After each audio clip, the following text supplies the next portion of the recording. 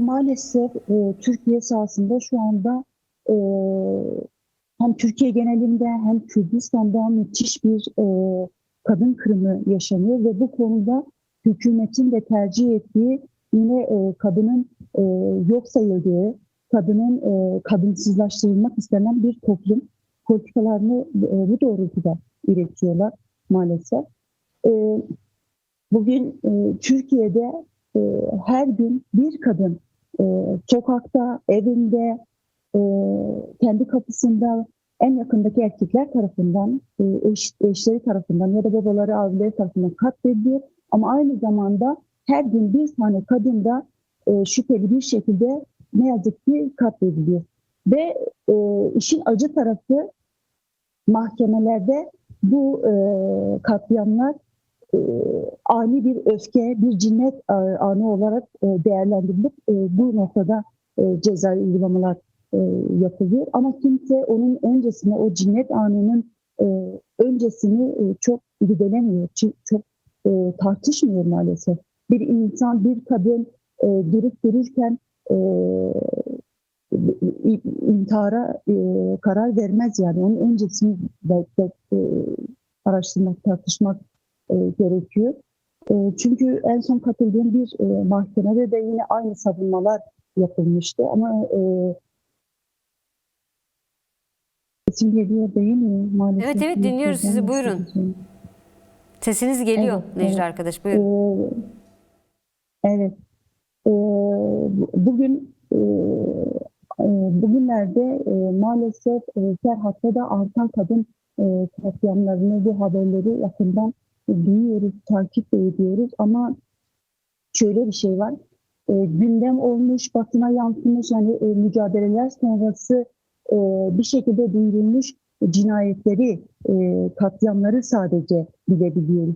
Onun dışında habere yansımamış, gündem olmamış onlarca cinayet olduğunu bir şekilde biliyoruz. Ama bunlar bir şekilde gün yüzüne ne yazık ki çıkarılmıyor, üstü örtülmek isteniyor. Bu tarif ettiğim yanlış politikalar doğrultusunda.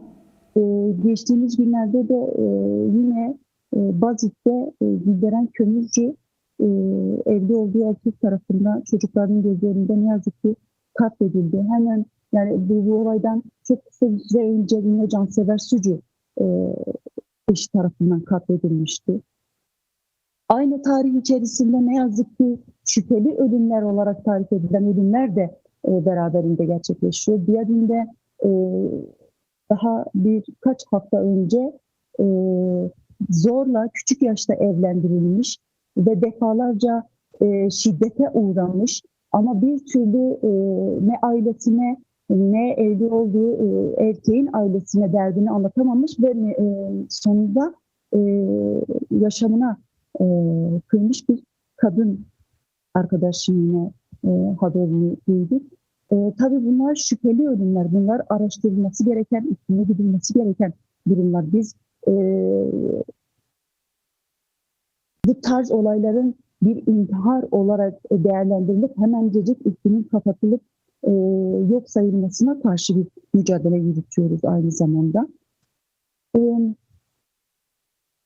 Şimdi Heval Hanım tabii ki kesinlikle e, yani bugün Türkiye'de, Kürdistan'da hiçbir kadın güvenli değil. Sokaklarda güvenli değil, iş yerlerinde güvenli değil. Ne yazık ki okullarda güvenli değil. Yani yasalar korumuyor. Yasalar bu doğrultuda gerekli olan politikalar kendini güncellemiyor. Çağımıza uygun politikalar üretilmiyor. E, Bugün e, genç kadınlar üniversitelerde güvensiz ortamlarda okuyor. İş yerlerinde şiddete maruz kalıyor ve bunları koruyan ne yazık ki e, yasalar yok. Aynı şekilde evlerinde, evlerin işlerinde de kadınlar bu şekilde korunmuyor e, ve hala yok sayılan, hala inkar edilen bir bakış açısı var ne yazık ki.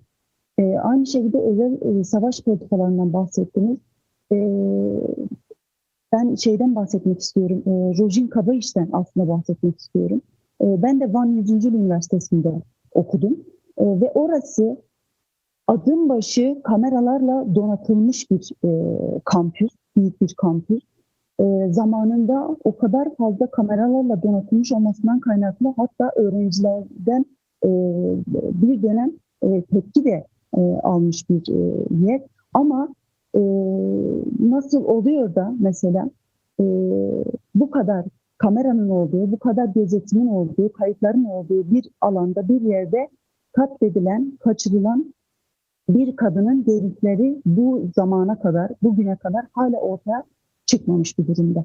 Aynı şekilde Gülistan Doku cinayette e, aynı yöntemlerle korunduğu, ya failler bir şekilde korunduğu ortaya çıkmadı. Yani bunlar kesinlikle özel savaş politikalarının neticeleridir.